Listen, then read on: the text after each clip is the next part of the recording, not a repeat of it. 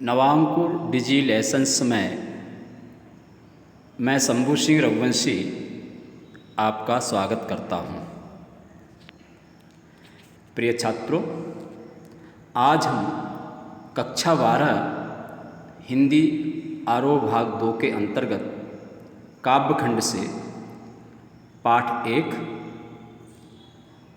इसका आत्मपरिचय भाग 2 के अंतर्गत दिन जल्दी जल्दी ढलता है कविता की व्याख्या करेंगे। साथ ही इस पाठ में आए प्रश्नों के उत्तर समझने का प्रयास करेंगे और पहले हम कवि हरिवंश राय जी का संक्षिप्त परिचय जानेंगे। हालावादी कवि हरिवंश राय बच्चन का जन्म सन 1907 ईस्वी में इलाहाबाद में हुआ था। इनका निधन सन 2003 में मुंबई में हुआ। इनकी शिक्षा इन्होंने प्रयाग विश्वविद्यालय से अंग्रेजी में एमए किया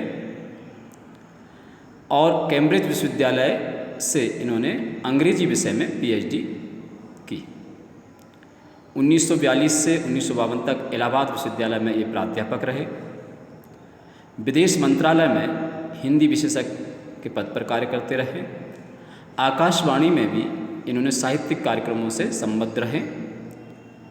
इन्हें इनके साहित्यिक योगदान के लिए साहित्य अकादमी पुरस्कार से सम्मानित किया गया, सोवियत लैंड नामक पुरस्कार से भी सम्मानित किया गया, सरस्वती सम्मान से भी सम्मानित किया गया और भारत सरकार द्वारा इन्हें पद्म भूषण से भी विभूषित किया गया। रचनाएं इन्होंने गद्य और पद्य दोनों विधाओं में अपनी लेखनी चलाई है और पद्य में इनके काव्य संग्रह में जिनसे एक इन्हें कवि के रूप में पहचान मिली वो रचनाएं हैं मधुशाला, मधुबाला, मधुकलश, एकांत संगीत, निशा निमंत्रण, आकुल अंतर, मिलन यामिनी आदि। आत्मकथा क्या भूलूं क्या याद करूं, नीड़ का निर्माण फिर, ऐसी इनकी आत्मकथाएं। इसके अतिरिक्त भी इन्होंने अन्य साहित्य का भी सृजन किया है। अब जानते हैं इनकी साहित्यिक विशेषताएं। जैसा कि जानते हैं ये हालावाद के प्रवर्तक कवि रहे हैं।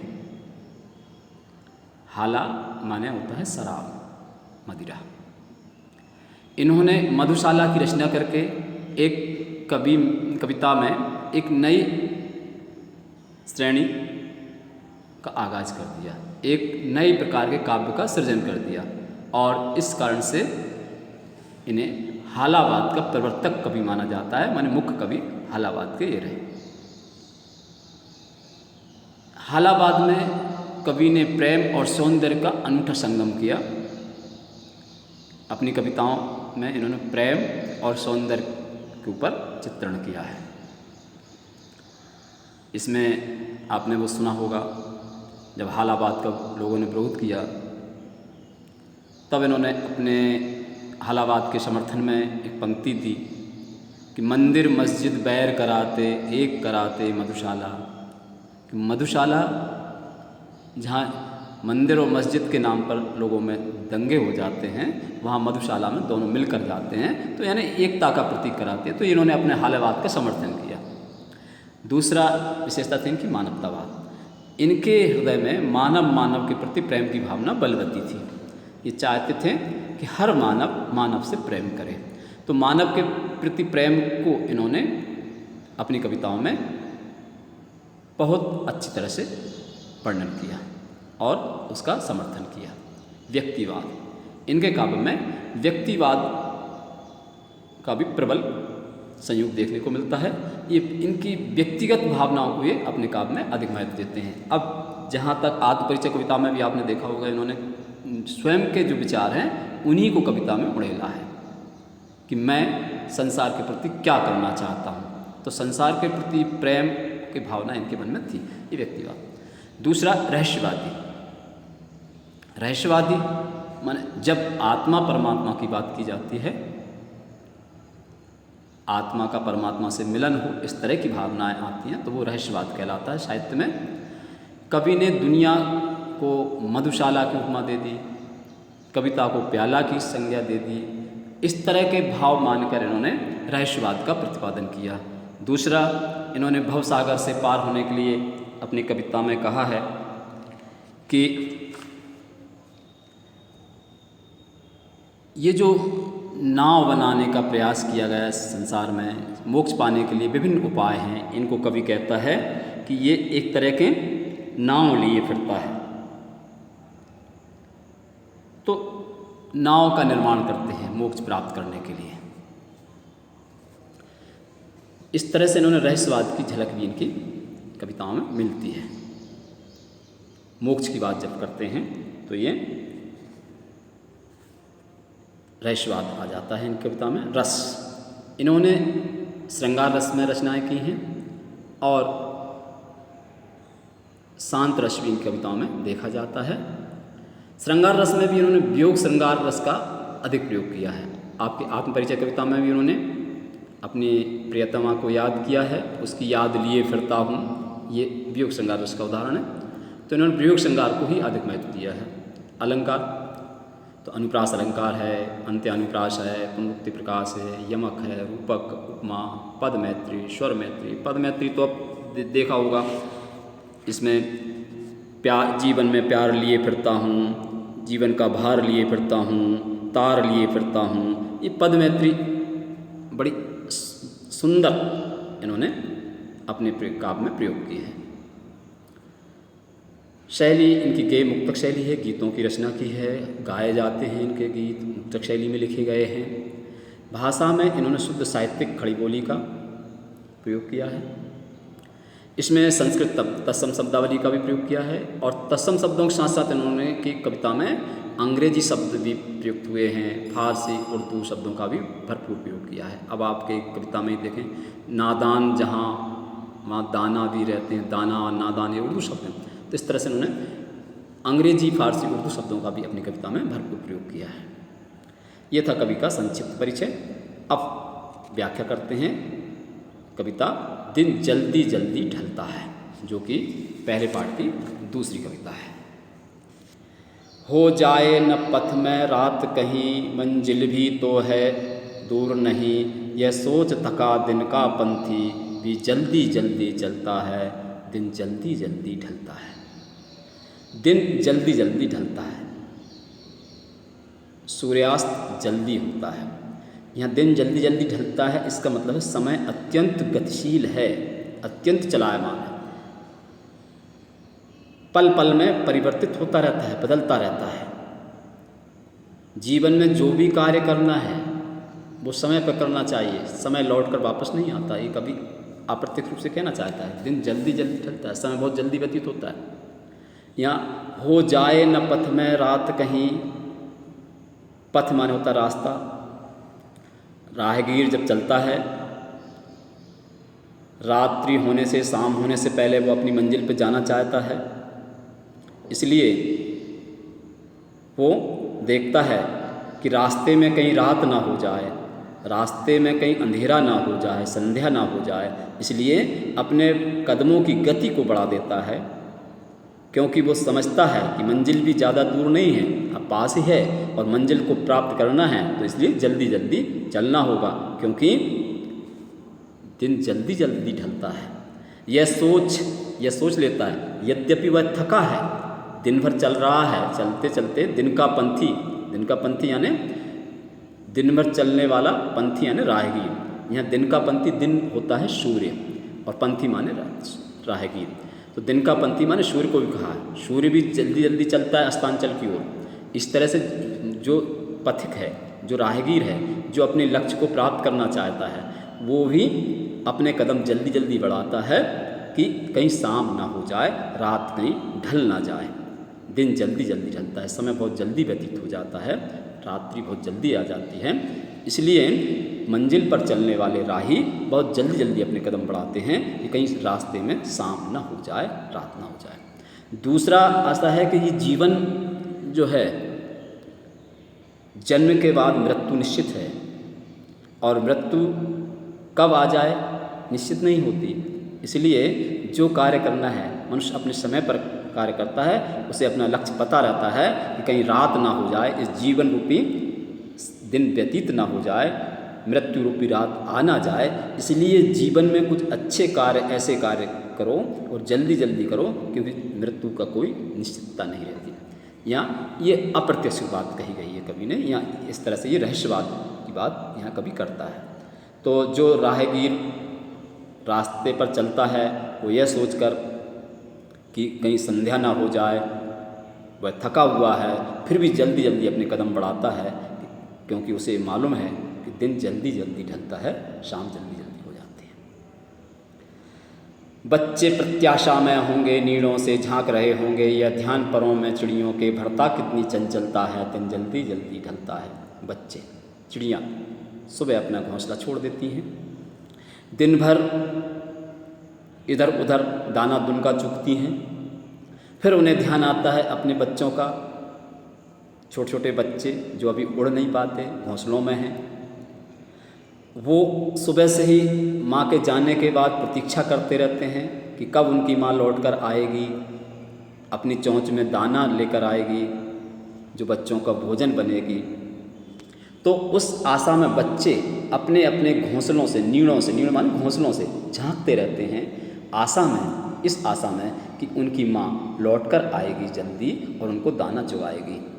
बच्चे प्रत्याशा, प्रत्याशा माने आशा में होंगे, नीड़ों से झांक रहे होंगे। ये ध्यान आता है किसको? उड़ती हुई उस चिड़िया को जो अपना घोंसला छोड़कर आई है बच्चों के दाने के लिए। जब उसे ये ध्यान आता है कि बच्चे उसके घोंसलों में उसकी प्रतीक्षा कर रहे होंगे, उसका इंतज़ार कर रहे होंगे, तो वह जैसे ही ये सोचती है तो उसके परों में, माने उसके पंखों में एक चंचलता आ जाती है, एक फुर्ती आ जाती है, स्फूर्ति आ जाती है, और वह ये ध्यान करते ही जल्दी जल्दी उड़ान भरने लगती है घोंसलों की ओर, क्योंकि उसे भी मालूम है दिन जल्दी जल्दी ढलता है।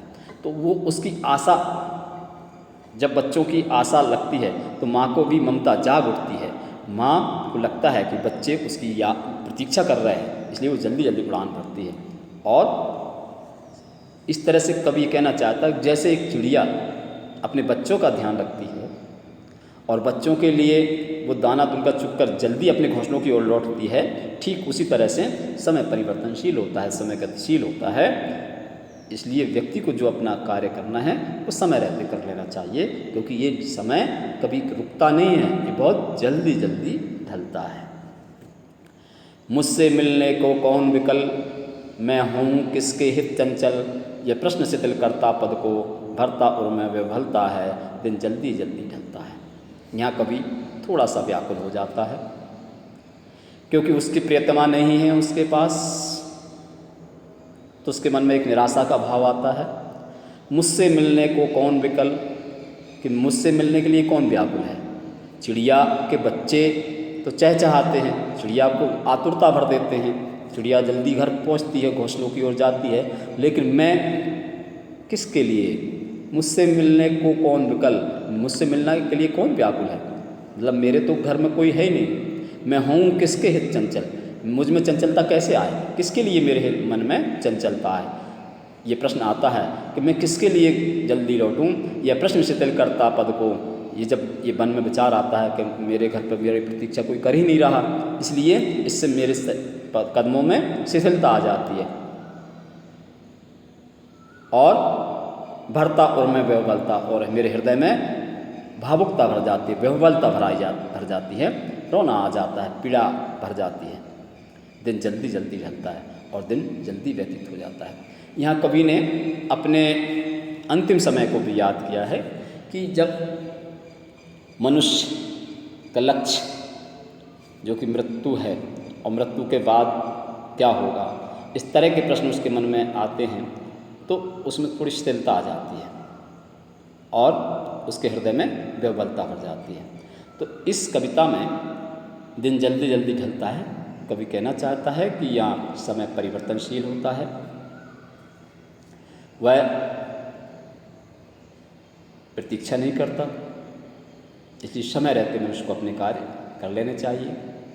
अत्यंत गतिशील होता है, पल पल में बदलता रहता है, जीवन जो है इसकी एक दिन संध्या हो जाती है, जीवन एक दिन समाप्त हो जाता है, मृत्यु को प्राप्त हो जाता है। तो मनुष्य को अपने कार्य समय पर कर लेना चाहिए।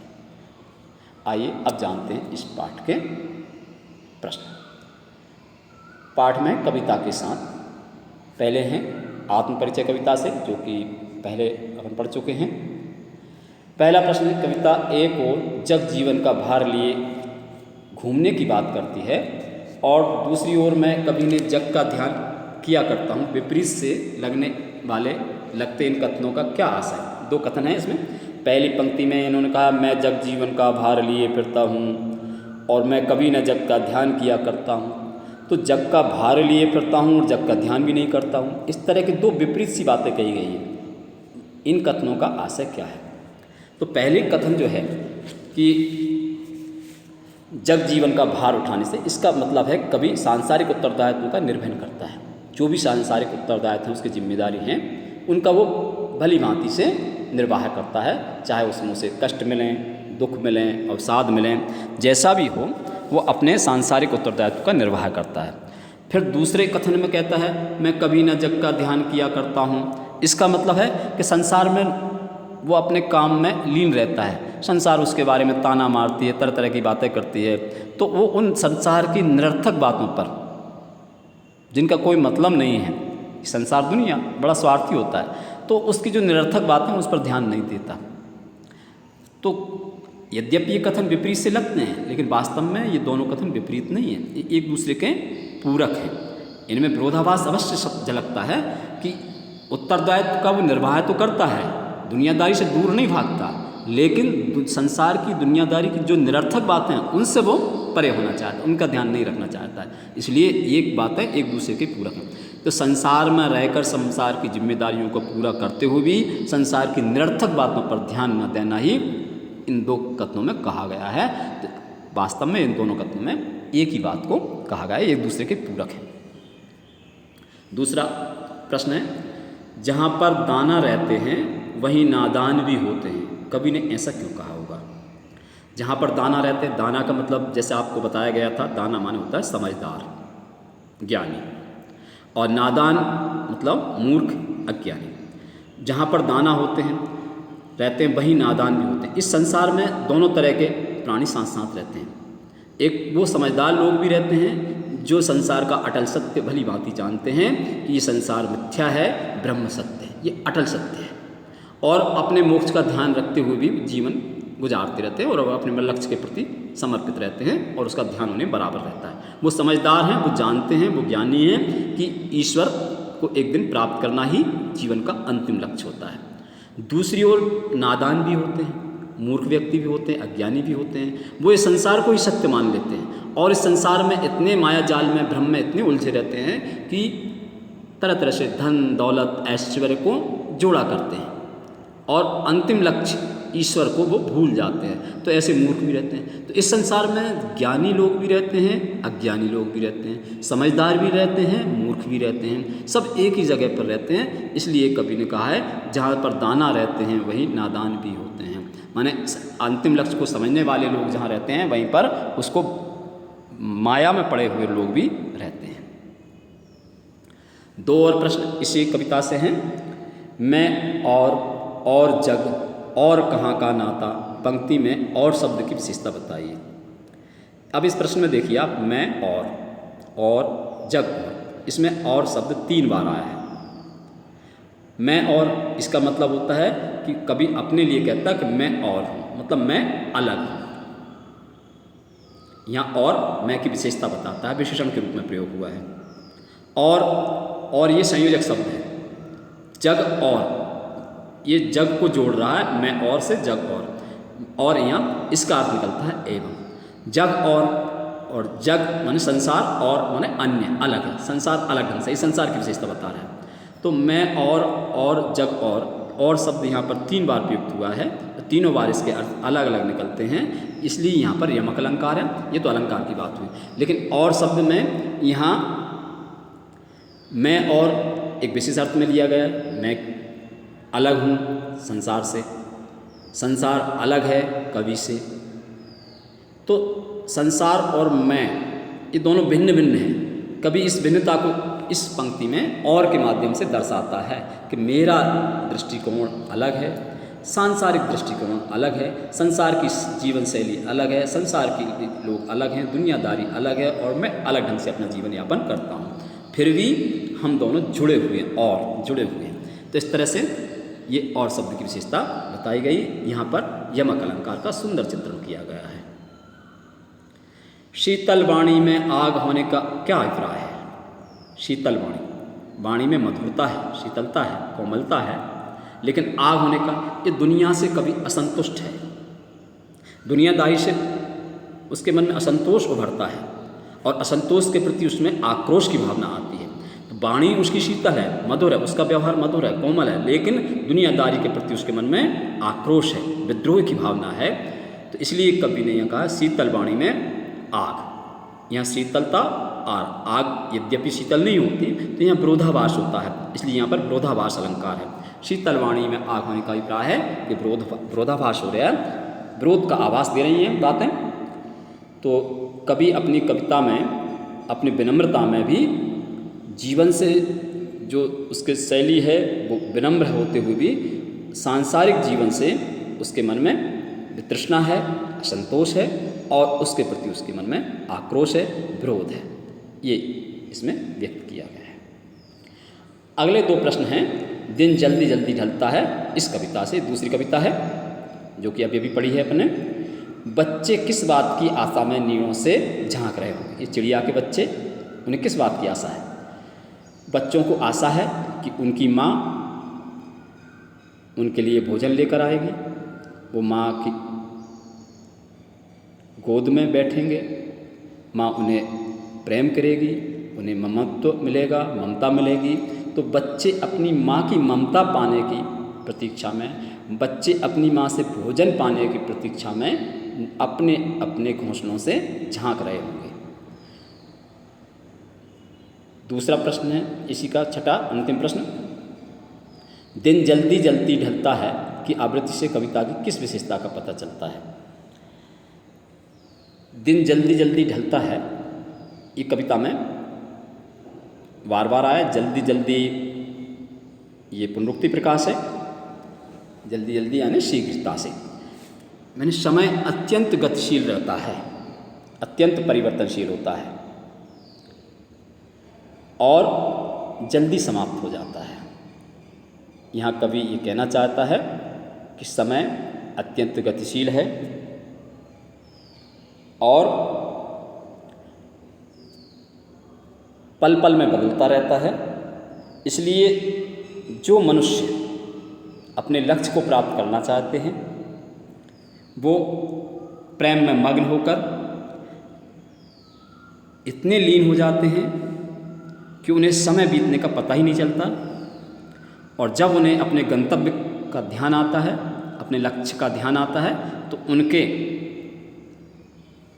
मन में, उनके तन में स्फूर्ति भर जाती है, एक उत्साह भर जाता है और अपने लक्ष्य की ओर वो तेज़ी से कदम बढ़ाने लगते हैं। दिन जल्दी जल्दी ढलता है।